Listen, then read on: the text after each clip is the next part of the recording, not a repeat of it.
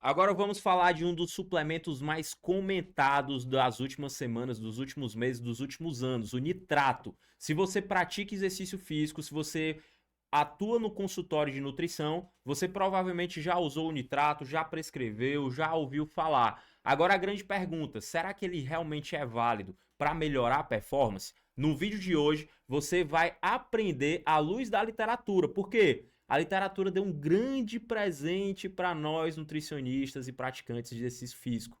A Sports Medicine, que é uma das maiores revistas acadêmicas de nutrição esportiva, publicou há cerca de 3 meses atrás uma revisão sistemática guarda-chuva, um dos modelos de estudo padrão ouro para definir se um suplemento funciona ou não funciona. E já trazendo spoiler sobre hoje, o nitrato tem muito disse-me-disse, né?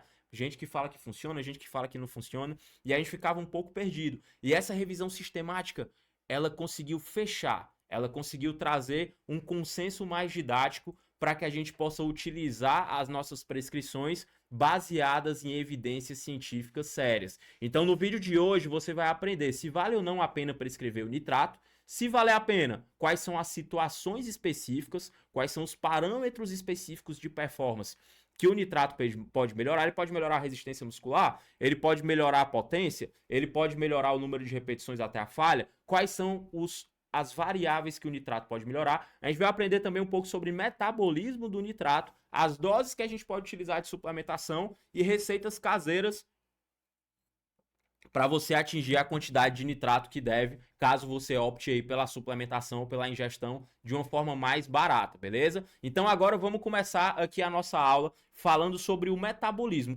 Para que serve o nitrato? O nitrato, ele vai primeiro quando a gente ingere o nitrato, ele vai sofrer a ação das bactérias que moram aí na nossa mucosa oral aí essas bactérias, essa flora bacteriana, ela consegue converter o nitrato em nitrito.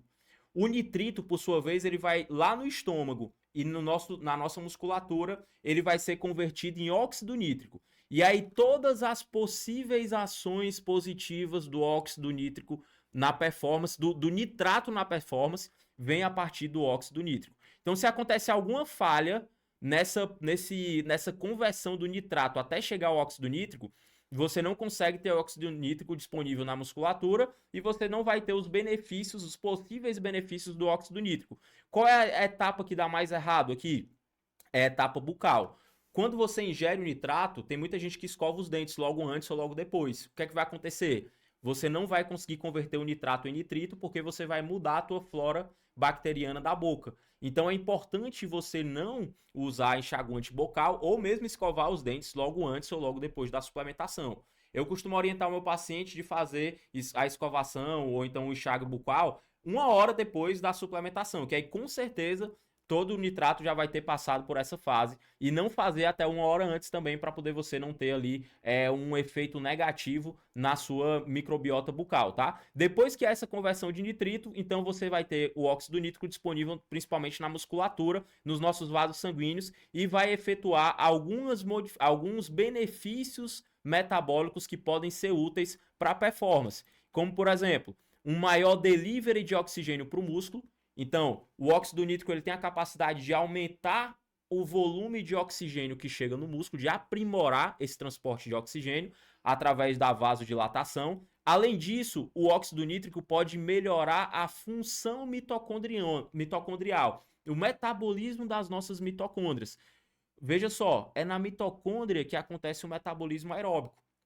A mitocôndria é a principal organela quando a gente fala de atletas de endurance, de corredores, de triatletas, de ciclistas, porque é lá que toda a mágica acontece. A mitocôndria, basicamente, quando você respira ali durante o exercício físico, você está lá correndo, você bota o oxigênio para dentro, esse oxigênio vai chegar na tua musculatura e lá na musculatura esse oxigênio ele vai ser incorporado ali na mitocôndria e lá ele vai servir para gerar energia, certo? Para produzir ATP, uma etapa necessária para a produção de ATP aeróbica. O que é que acontece? O óxido nítrico ele pode melhorar a eficiência que esse processo acontece, diminuindo o custo de oxigênio para a produção de ATP, ou seja, você vai ter que botar menos oxigênio para dentro para produzir a mesma quantidade de ATP. Isso melhora uma variável importante no exercício de longa duração, que é a economia do movimento. Isso é muito bacana para atletas de endurance, tá? Olha só o que ele bota aqui, ó, redução do custo de oxigênio do exercício. Além disso, um aumento do óxido nítrico dentro do nosso tecido muscular pode potencialmente melhorar a nossa contração e relaxamento muscular, principalmente porque ele aprimora a cinética do cálcio dentro do nosso tecido muscular. E aí, a ligação do cálcio no nosso aparato contrátil é muito importante para uma contração muscular adequada. Se eu tenho um fator que melhora isso, consequentemente, eu posso ter picos de contração mais intensas e de relaxamentos, picos de contração e de relaxamento feito de uma forma aprimorada, potencialmente melhorando aí também a nossa performance. Agora, será que realmente suplementar nitrato vai trazer esses benefícios? O grande lance é que muitas revisões sistemáticas já foram publicadas sobre esse assunto. Revisões sistemáticas com meta-análise. Então vamos lá. Ó. Existem estudos que são publicados, que é o estudo. O pesquisador vai lá, bota 2 grupos, um grupo suplementa nitrato, outro grupo não suplementa nitrato por um tempo específico e realiza testes de performance antes e depois da suplementação. Isso é um estudo isolado. A meta-análise, ela faz o quê? Ela vê todos esses estudos que estão sendo publicados e aí ela aplica métodos estatísticos nos resultados desses estudos para definir se um suplemento é positivo ou negativo. Então a meta-análise, ela analisa a metodologia dos estudos, pega aqueles mais confiáveis, olha os resultados e vê se vale a pena ou não usar um suplemento naquele determinado contexto. Beleza. O que a Sports Medicine fez não foi uma meta-análise, porque já existem várias meta-análises sobre esses assuntos. Porque tem vários estudos e vários resumos desses estudos na forma de meta-análise para avaliar o resultado deles. E alguns ali mostram resultados positivos, só que outros mostram resultados negativos na performance, ou seja, negativos não, mas sem efeito. Né? Então tem algumas meta-análises que mostram que funciona, tem outras meta-análises que mostram que não funciona. Então existem muitos resultados conflitantes na literatura científica. Ano passado eu fui fazer uma apresentação de nitrato, e foi até difícil eu colocar minha opinião naquela apresentação do tanto que eram conflitantes os dados da literatura científica naquele momento. O legal dessa Umbrella Review, que é um padrão ouro para a gente definir, pô, será que eu prescrevo ou não prescrevo um suplemento? O Umbrella Review que foi publicado é o perfeito para a gente definir isso. Ó. E aí, olha só, essa Umbrella Review aqui, ela pegou 20 meta-análises. Então, o que é isso aqui? Ó? Isso aqui é a revisão das revisões. Ela pegou 20 meta-análises, cada meta-análise dessa avaliou vários artigos, e a Umbrella Review, ela pegou todas essas revisões, juntou, vamos ver aqui, quais são as melhores metodologias. Algumas são muito boas, outras são mais ou menos, outras são ruins. No nitrato era assim, ó, algumas eram moderadas, ou seja, dá para levar em consideração, outras eram baixos níveis de evidência, então não dava para levar tanto em consideração, e muitas eram criticamente baixas, então aí não dá para levar nada em consideração. E aí essa Umbrella Review da Sports Medicine, ela justamente a ideia dela é o quê? É ver o que é que as moderadas estão falando, as muito baixas estão falando, quais são as diferenças, quais foram os testes de performance, como é que a gente, quais foram os tipos de esforço, quais foram as doses e os resultados achados em toda a literatura científica, pegar todos esses dados, aplicar métodos estatísticos e definir se vale a pena ou não suplementar. E aí para fazer isso, foram cerca de 180 estudos primariamente colocados, né? E 2.600 pessoas, cerca de 2.672 pessoas analisadas, tá? Normalmente adultos saudáveis, treinados e atletas de elite, beleza? Dose mínima, 372 miligramas de nitrato. Alguns estudos eram agudos e outros estudos com pelo menos 3 dias, certo? Tinha estudos agudos e estudos crônicos. Eles consideraram crônicos estudos que tinham 3 dias ou mais de suplementação, certo? E aí vários testes eram feitos. Testes que testavam o endurance, como por exemplo, tempo até exaustão, o GTX, que é um teste de performance também, distância total percorrida, VO2 máximo. A gente vai já entrar mais profundo em cada um desses testes. Testes que avaliavam a performance muscular, como por exemplo, resistência, número de repetições, força muscular, potência, quantidade de força máxima que a gente consegue colocar, média da potência, tempo que a gente demora para chegar na potência máxima. Alguns testes desses foram feitos ao longo desses estudos. E aqui a gente vai para os resultados. Olha só, quando os métodos estatísticos são aplicados, você tem aqui esse gráfico. Ó. Quanto mais para a direita, mais benéfico para o suplemento, mais em favor ao nitrato. Quanto mais para o centro, mais parecido com o placebo. Então, assim, ó, Estudos que estão mais à direita, caramba, o nitrato fez muito efeito nessa variável. Estudos que estão mais para o centro, o nitrato não fez tanto efeito assim. E aí, olha só, cada uma dessas aqui é uma meta-análise, ó, para você ver o tanto de literatura científica que tem aqui sobre esse assunto, né? Teve uma variável que foi muito boa, que foi o tempo para exaustão. O que é o tempo para exaustão? Você coloca ali uma intensidade de 60 a 85% do VO2 máximo, no caso, esses estudos avaliaram nessa intensidade, certo? E aí eles faziam ali, o atleta ele ficava nessa intensidade, ó, é assim, ó, ele calcula o VO2 máximo do atleta, e aí, já sei qual é o teu VO2 máximo, já sei qual é o máximo que tu aguenta. Agora tu vai ficar a 60% da tua intensidade máxima. Fica aí correndo. Vamos ver o tempo que tu aguenta. Vamos ver o tempo que tu aguenta. Com a suplementação de nitrato, teve melhora significativa nesse teste, tá? Além disso, a gente também teve uma diferença significativa na distância total percorrida. Então, a gente tem uma determinada intensidade ou um determinado tempo, e aí você tem que percorrer o máximo de distância naquele tempo. E aí as pessoas conseguiram melhorar a distância percorrida nesse tipo de teste também. Então, o nitrato se mostrou efetivo, como conclusão dos próprios autores, em aumentar o tempo da exaustão em exercícios que dependem da exaustão do indivíduo para serem finalizados.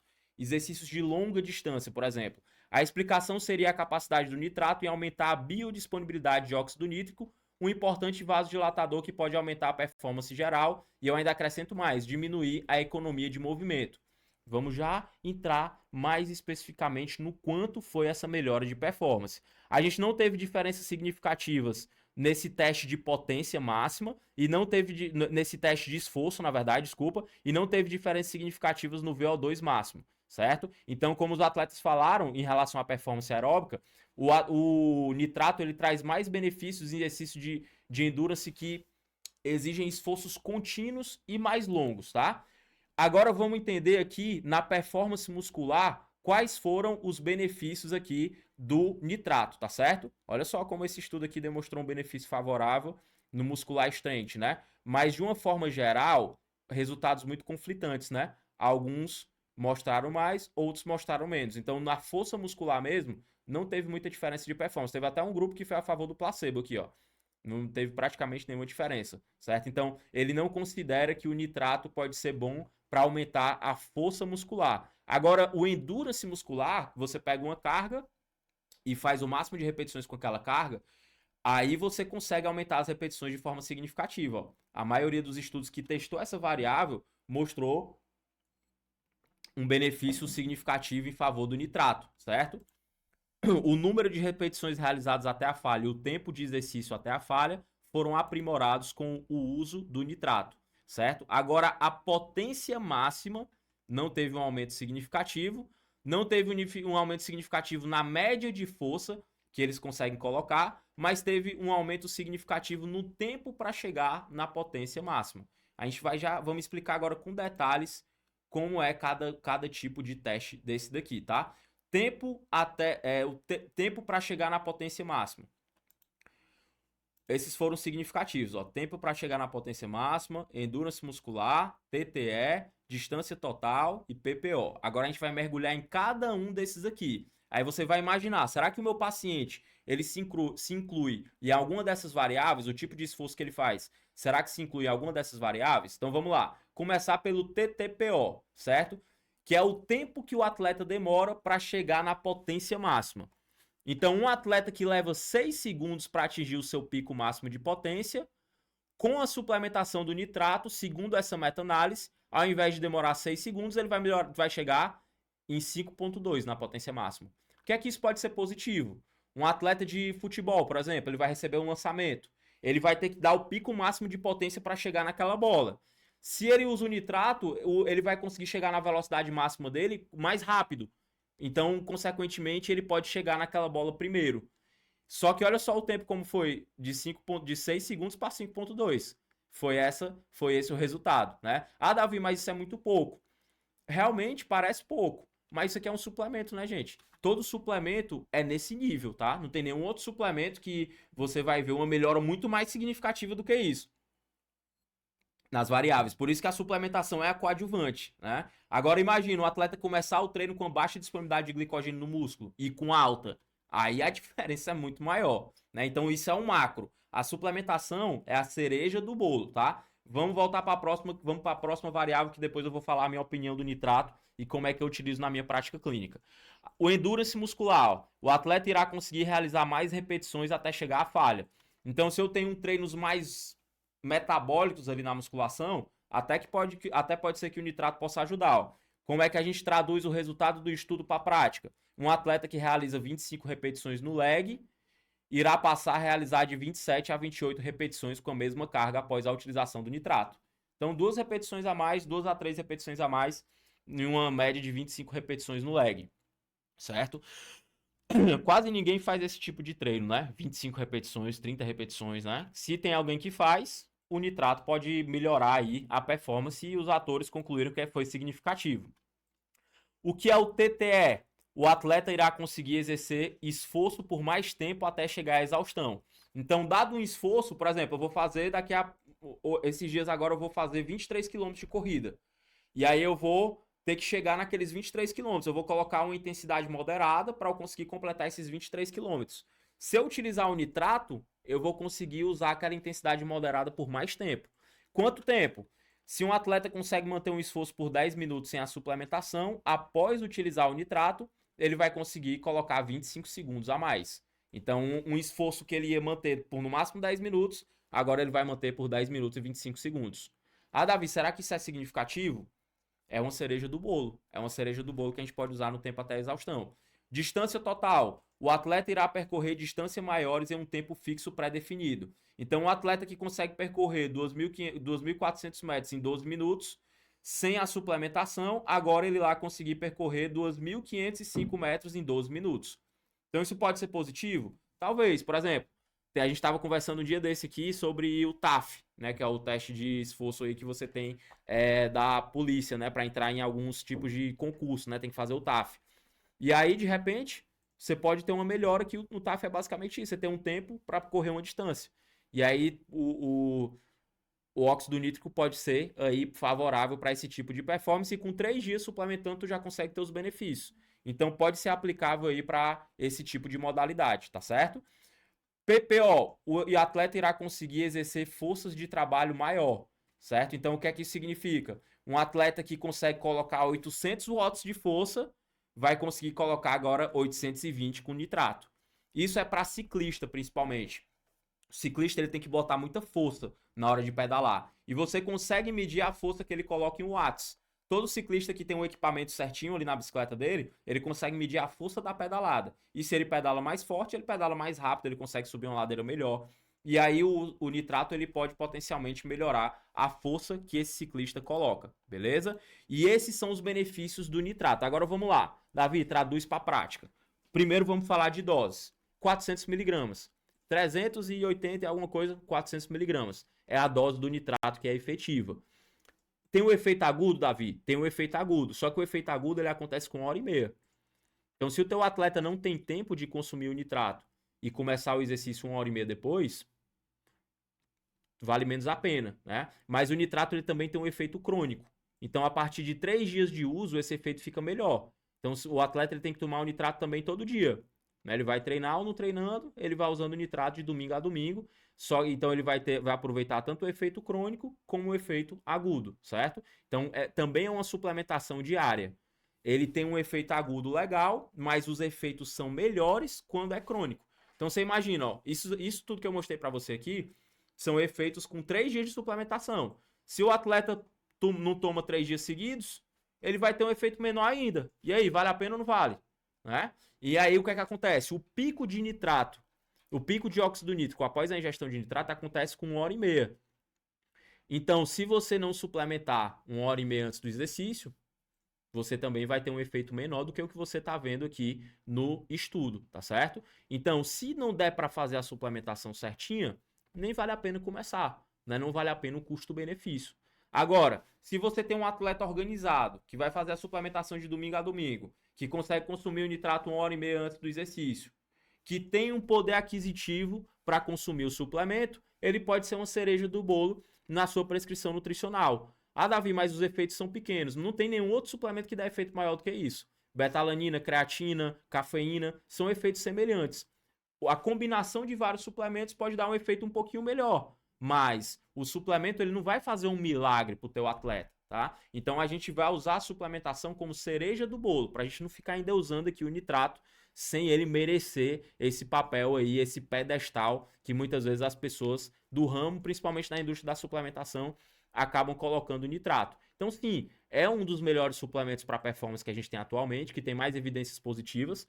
Melhor ainda, betalanina, creatina, cafeína. Em quarto lugar, eu colocaria aí o nitrato, para esses tipos de esforços específicos que você colocou aqui. E aí, ó, cada 100 gramas de nitrato, de beterraba crua, tem mais ou menos 100 miligramas de nitrato, de 100 a 170. É difícil, depende do solo. Então, é de 100 a 170 miligramas para cada 100 gramas de beterraba. Vamos considerar que é 100, que é a pior beterraba. 100 miligramas. Então, você precisa fazer um suco de 400 gramas de beterraba. Bate ali 400 gramas de beterraba crua, descascada, com água. E aí você vai ter aquele suco, gosto meio ruim, meio forte e tal. Manda para dentro. Uma maneira mais barata de ter o nitrato, mas as maneiras mais seguras é pegar extratos padronizados.